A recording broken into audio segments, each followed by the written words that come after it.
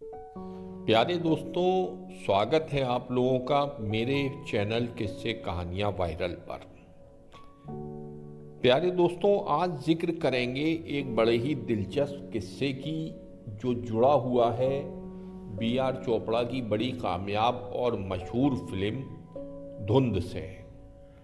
धुंध फिल्म साल 1973 में रिलीज हुई थी और इसमें डैनी डेंजोंगपा ने एक बेहद शानदार और एक मजबूत किरदार अपाहिज आदमी का निभाया था।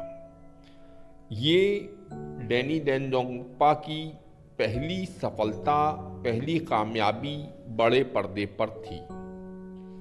आइए सिलसिलेवार करके और डिटेल में पूरी कहानी को जानते हैं, कैसे डैनी को इस फिल्म में काम करने का मौका मिला।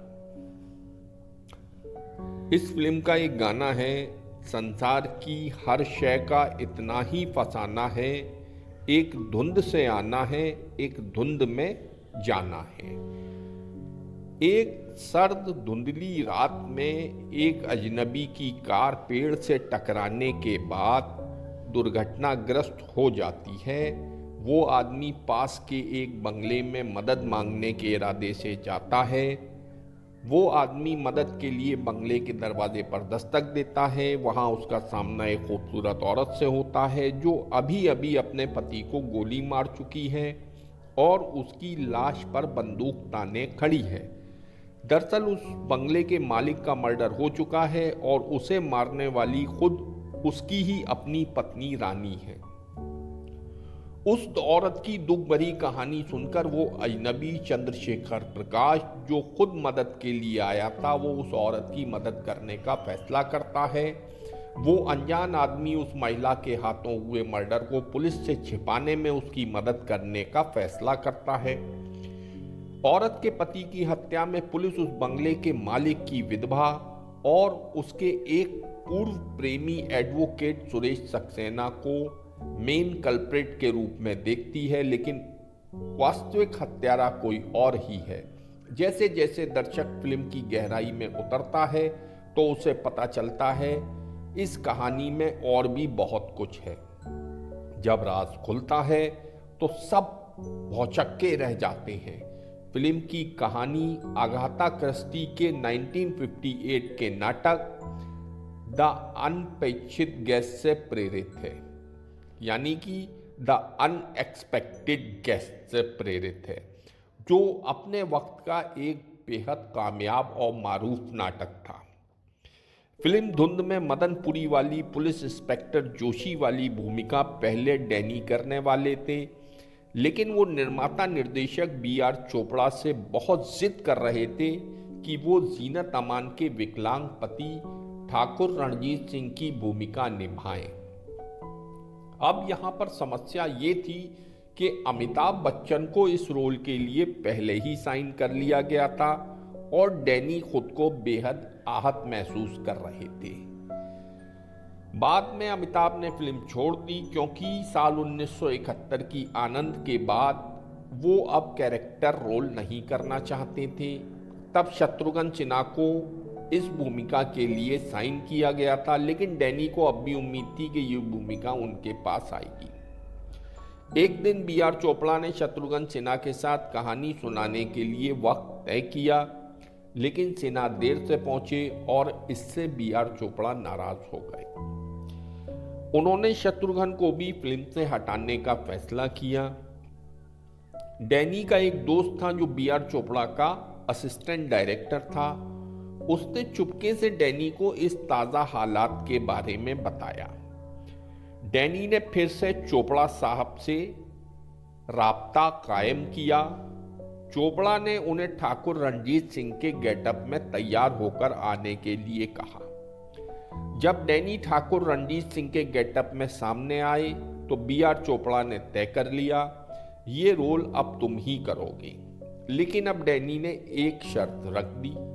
दरअसल बी आर चोपड़ा की सस्पेंस थ्रिलर फिल्म धुंध में जीनत अमान के पति बने ठाकुर रणजीत सिंह की एंट्री पर्दे पर इंटरवल के बाद होती है, लेकिन डैनी ने एक और बदलाव का सुझाव दिया था कि उनके कैरेक्टर की जो भूमिका मध्यांतर से पहले दिखाई दे, ना कि बाद में।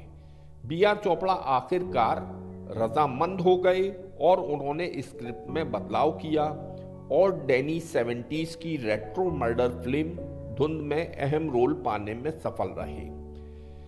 फिल्म धुंध ने डैनी को स्टार बना दिया। 1973 में आई बी आर चोपड़ा की धुंध से उन्हें पर्दे पर पहचान मिली थी। डैनी ने बचपन में अपनी पहली हिंदी फिल्म साल 1957 की नया दौर देखी थी, जो बी आर चोपड़ा ने बनाई थी, और उन्हीं बी आर चोपड़ा ने डैनी को उनका पहला बड़ा फिल्मी रोल अपनी फिल्म धुंध में दिया। अभिनेता डैनी इस फिल्म में अपने किरदार ठाकुर रणजीत सिंह के रूप में एक ऐसे पति की भूमिका निभाई है जो अपनी शारीरिक अक्षमता और हमेशा के लिए व्हीलचेयर पर बंधे रहने के कारण उपजी यौन कुंठा से निराश है।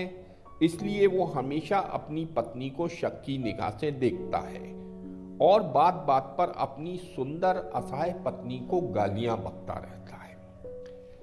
ठाकुर रणजीत सिंह बने डैनी का एक सीन में खाने वाली प्लेट्स उड़ा उड़ा कर जीनत अमान पर फेंकने का अंदाज दर्शकों ने काफी पसंद किया था। धुंध में संजय खान, जीनत अमान, डैनी, नवीन निश्चल ने काम किया था। सहायक कलाकारों में अशोक कुमार, मदनपुरी, देवेन वर्मा और निवेदिता, जिन्हें हम लिबी राणा के नाम से भी जानते हैं, शामिल हैं। धरती कहे पुकार के सहित 60 के दशक की कुछ मशहूर फिल्मों में काम करने वाली हीरोइन लिबी राणा यानी निवेदिता नन के रोल में आखिर में सरप्राइज देती हैं, जो किरण की अतिथि भूमिका में है। जीनत अमान के ड्रेस सेंस की समझ यहाँ विशेष उल्लेख की हकदार है। बॉलीवुड में बहुत कम अभिनेत्रियों के पास इतना बेहतरीन फैशन सेंस रहा है। जीनत अमान को अपनी ड्रेसिंग स्टाइल के लिए क्रेडिट दिया जाना चाहिए। इस फिल्म में साड़ी हो या नाइट ड्रेस, वो हर ड्रेस में बहुत ग्लैमरस दिखी है।